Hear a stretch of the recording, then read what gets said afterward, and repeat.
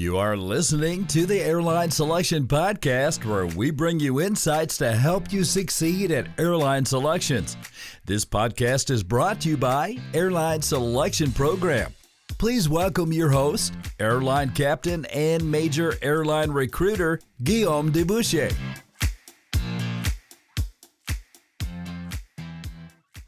Hi, Dana. It's nice to see you again. So what are we going to talk about today? Hi, Guillaume. It's nice to see you too. So today, a topic that I brought for you is, it's still connected to the pilot superpower package that we are doing now. Okay. And I was thinking that today we can talk about confidence and overconfidence. What do you Right. think about that? Yeah, good. I'm confident that this is a good topic. Mm-hmm. Hopefully not too overconfident, but yes. Okay. All right. Would you like to introduce to our viewers what confidence and overconfidence is, or should I do it? Since you're offering it to me, I think being confident is directly linked to your competence. First of all, if Mhm. you've studied, if you've prepared, and it's true for everything in life, you are more likely to be confident. There's a direct connection between the two. Of course, there is also a personality trait behind that. Some people tend to be confident, or others on the other end of the scale of this one personality factor can be more anxious. They are less confident in. We're talking about trusting yourself here, about confidence about themselves. And then there was the matter of overconfidence. So someone Yes. who is very anxious, they don't trust themselves. If that's a personality trait that they have, well, of course, this is becoming a problem after a while, okay? Because even though if they study, they still don't trust themselves. This is the person, then when they leave their house, they go back up 3 times to make sure that the door is locked. You know, Mhm. that's not okay. You're not going to be able to dispatch the plane like that. Or you're going to feel emotionally terrible if you do. And then on the other end of the scale, there is the person who is too confident, overconfident. This is your maverick, so to say, right? This is Mhm. the person that even though the weather's bad and they are still going to take minimum fuel, or they're just not going to pay too much attention to a situation that's not great because it was okay last time, and don't worry, it will be fine.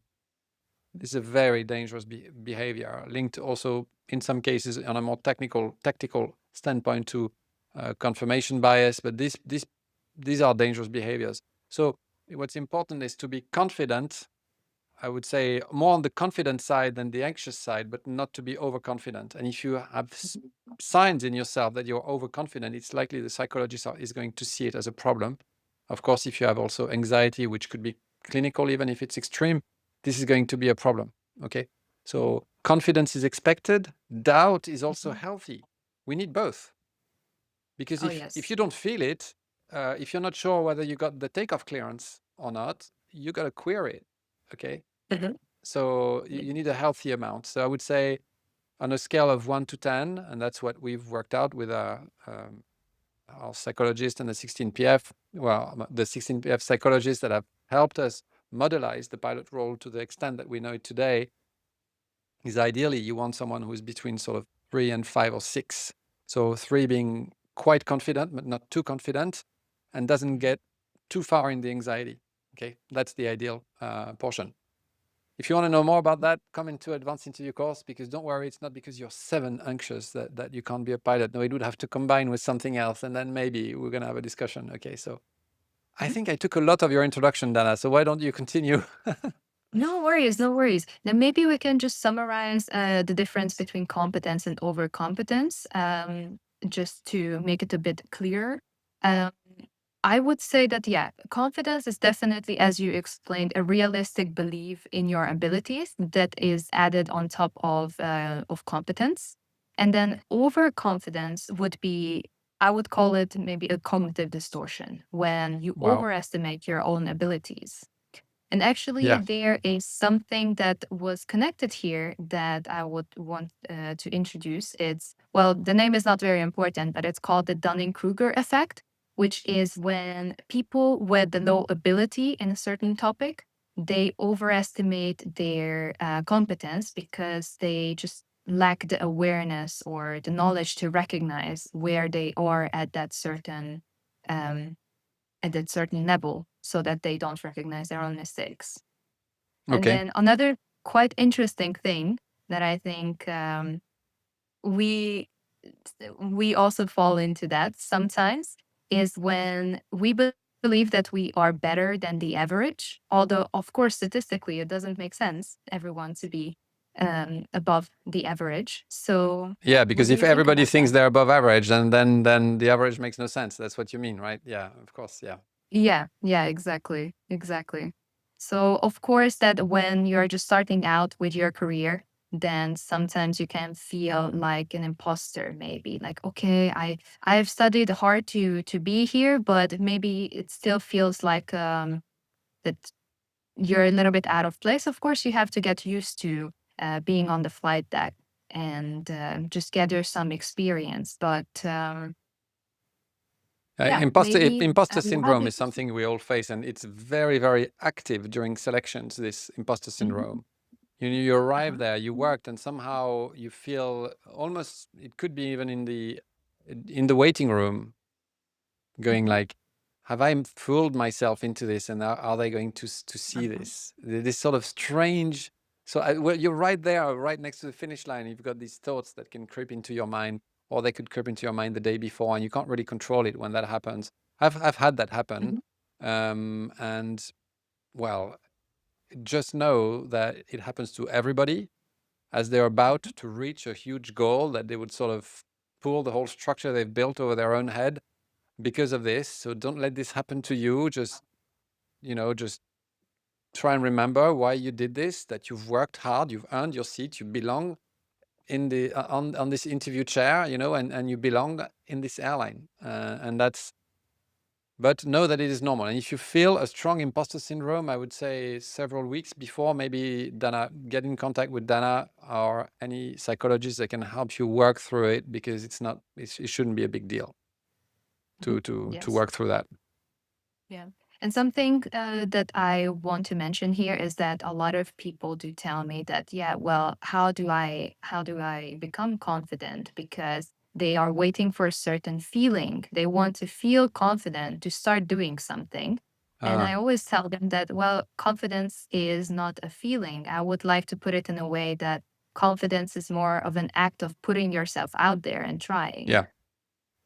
Yeah, in a Yeah. way, it's earned. You earn it. Mhm. Maybe you have it inside of you, but then you could quickly get overconfident. Mhm. But you earn your confidence. You work and you get results. That's the Mhm. idea. Yeah. Yeah, exactly. And I wanted to ask you about, okay, well, first you still have to gather some confidence, but then what are the ways, how can you keep yourself from becoming overconfident?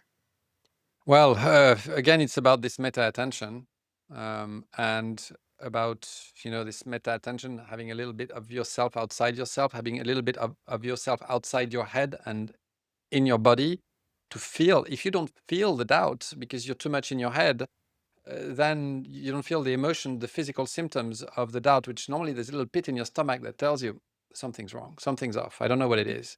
Let's just stop this. Okay, we've forgotten something. I don't know what it is, but okay, this is very healthy. So listening to your body, listening to your emotions is very helpful. There's a reason why we have these emotions, and actually, I'll give you a tip here. Um, i this is a great way to answer the question at the interview of what makes you doubt. Are you someone who doubts a lot? Is there another way that you could phrase it? What's the last time you doubted? Well, here sometimes at the interview, it's worth, instead of answering directly on this one, to give a bit of a masterclass on some CRM concept. You could do this in this instance. So you could. This is particularly fit when they want to find out your relationship with SOPs, that you can reassure them of the fact that they are necessary, but sometimes they don't work. Well, here it's the same thing. You could say, well, say they ask, what makes you doubt? You say, well, doubt is a very healthy emotion. It's here for a reason. So what makes me doubt? Well, is when they have the symptom of the doubt, I would clear that doubt. If there's a doubt, there's no doubt, we often say, meaning if there's a doubt, there's no doubt, we're going to have to clear that doubt. It's Mhm. here for a reason. It's very safe. So I think I'm someone, when I work, I get results, but when I doubt, I tend to double check. That's it. You see, that's a really nice, elegant way to answer. And you can see on this one how people could very quickly stumble upon themselves and start to say things they shouldn't be saying, like a terrible doubt that they had and mistake that they made. Don't go there. Okay, so yeah, I don't know if I've answered your question. Yeah, yeah, you actually did because yeah, it's a very nice way that you put it. And something that connects here is well, we have also put this small image in the article where we have discussed how do you build that confidence and what is included in that. And then here we have talked about three different things. One is competence, then there's calibration, and then curiosities. These Okay. three C's, so called. So if I can tell you a little bit more about that, and I'm very curious what you could add to this, is that of course, as you have mentioned, you have to have the competence to give yourself a good foundation of being confident. Because if you have the technical knowledge or any other kind of knowledge that you have to be a pilot, this just gives you the belief that you can do it. Because I think a lot of people believe that, okay, maybe I just got lucky. I got this right this one time. But if you prove yourself over and over again, you will believe that, okay, I have this confidence, I can do it. So that you can go on with your life in a way how you can build yourself up from there. And of course, then we have the calibration part, which is about when you know your limits, when you know how what is it that you don't know, when is the time to ask for help. Okay. And I think you mentioned something about that. Well, yeah, I think we talked about it in a couple of episodes back, when there's, that you're sort of something happens and it is not in your main area of competence. Some captains are and some co-pilots are better at some things than at others. So some people will know the books extremely well, but maybe there's a technical area. Maybe they're not the best at understanding performance in the most detailed way. Some people will be good at manual handling. Some people will be better at managing the autopilot when things get really complex and when the weather's really bad, for instance. Everybody's got their little area of competency and of interest as well. Very simply, I really enjoyed. I thought, because my handling skills, I was an instructor, on light aircraft, so my handling's always been something that I thought I was good at. And I thought that the autopilot, because autopilot is quite complex, even though these machines that I flew were the 320 was an end of 1980 and the 777 beginning of 1990, there were a lot of intricacies on this autopilot that could catch you. And if they catch you on the day when you really need it, meaning that the weather's bad, this is when things could happen. So I always found that really understanding all the intricacies of the autopilot was something that I could always progress on. So this was kind of my area of strength. So I had areas where perhaps I was not as strong as others who would fly visual approaches all the time. Yeah, visual approaches was something I could do, but I didn't do very many of them. First of all, at my second airline, it was something that you wouldn't do unless there was a clear reason why you would do it. And at British Airways, it was allowed, but again, because they found there were so many air safety reports on them, it was sort of just try and stick with the instrument approach, basically. So it's something. But I know my cousin who's at Air France, for instance, they fly visually, they do visual approaches a lot more. Also because they go to destinations that are a bit more prone. They go to a little bit, well, he was telling me when they go to Martinique and stuff, they do that quite a lot on the islands. So anyway, he's better at that than I am, no doubt. And maybe my knowledge on the autopilot was a bit more of my area of specialty compared to him. For instance, I don't know. He's very good on the autopilot too. I know. I'm just saying. Yeah. Everybody's got their little area. Okay, so yeah, exactly. so you'd know, in his case, if the weather's really bad and he's getting into an area which is going to mean that he's going to need to use the autopilot and see the runway at the very end, say it's a complex RNAV approach, and he's not practiced that as much, well, this is where he would know that he could come close to his limit. In my case, if I had to do a visual approach and I've not done one for 2 years, well, I know that this is an area where I'm going to approach my limits. You see, because I've not done it I've done it a long time ago, so I'm going to have to rethink of how I'm going to do it. And I'm probably going to do some sort of a hybrid thing when I'm going to use the autopilot's guidance to fly visually. This is probably what I'm going to do so that I don't miscalculate, because my eye is not calibrated anymore to as well as it used to be, very simply. Let's be honest. So now, in all honesty, the last time I flew a visual approach was I think it was in 2004. So I flew my whole career at BA and at Emirates without flying a single one. Oh, okay. Interesting. And my cousin, he tells me he does them all the time. So Yeah. Yeah, well, that's the thing. We all have our these different procedures, and also what are we good at. And just knowing your limits is not only good for knowing when to ask for help, but as you said, to when it's time for you to refresh your knowledge. I think I talked too much today.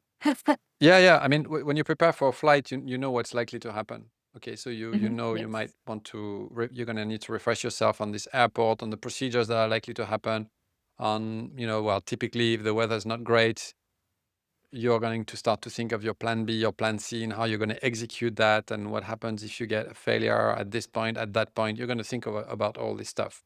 So yeah, you definitely need to prepare so that you arrive confident. Yeah, exactly. But this was only our second step in our little pyramid, because at the top, I think what stands is curiosity. And curiosity, it makes you open for learning, so that it prevents this stagnation and complacency. Definitely. And it definitely adds to the growth mindset, because, well, you don't want to be stuck in the position where you are now, but you just have the willingness to be open to whatever comes your way, and how you can be a better pilot, but also a better human being. Yeah, absolutely. Being curious is important. I think I started doing that at BA after I took the advice of a captain who told me, if something happens on your flight, anything, maybe you have an MEL about an electrical system that's not working, so we take off, with a failure that's allowed, and well, that's an opportunity in the cruise to read about that system. If something happened, there was a sick passenger maybe, and we have to offload their bags and get them the medical care they need. Maybe it's the time in the cruise, or later on that day, you're going to take a look at everything in the manual that relates to that, and maybe look also at the cabin crew manual to see what they have been doing, so you get a better understanding. Getting curious. If you have a very strong knowledge base, your path to a good decision is less steep. If you have a very small knowledge, the path to a good decision is very steep. Okay, that's an interesting concept. Yeah, definitely. Well, these were all my questions for you today. I don't know if you would like to add something. I'd like to add something as well, is that a lot of people wonder why pilots go into the sim every 6 months when actually surgeons, who also have people's lives in their hands, don't. I honestly think that they should somehow, but in aviation, the reason that it's like that is because we want people to always be safe. Okay, so you go to the sim and then you work. And at Emirates, there was quite a lot of pressure before the sims. You'd work for almost a month, and then what you do when you work, you refresh a lot of your knowledge. You learn things specific to the exercise, but that gets you to study a lot of things in the books. And you arrive at the sim with your knowledge at the best that it can be. And then during the next 6 months, the knowledge will go down, but you gain experience, of course, throughout that period as well. But like this, you gain experience, and come a point, your knowledge has gone down a bit. Okay, of course you've picked up because flights happened, but that's what happens. But it's always above the line, knowledge-wise. And then you go back to the sim and you start again. Well, let's move my hand here on the screen, and they back here, and then you go down. So in fact, your knowledge always goes like this on a 6 months sort of thing. And then after that, if you get your upgrade, you're going to work a lot, and boom, you're going to do a jump. And if you become an instructor, again, you're going to do a jump. You change machines, well, you learn a new machine. But it's interesting to understand that. And if something happens on a flight, then again, you're going to do a jump, because you're going to study what happened. You're going to try and improve, make sure that it doesn't happen again, rebound from something that was not as optimal as you would have liked. But I thought that was interesting to mention. as well, that your knowledge is not always, you're not always studying the books. Come a point, you need to live your life and experience your profession with spontaneity, and then there's a time to be back in the books. But don't worry, even if you don't have a sim check you only have a sim check every 6 months, the company sends so much material, so many newsletters, so many reminders, so many new procedures that come out, notices from the manufacturer, that you're always sort of learning at some point. Yeah. Well, thank you for this information. Excellent. All right. Well, nice to talk with you, Dana, and I'll see you in the next episode. Thank you. All right, can't wait. See you Bye-bye, soon. everybody. Bye.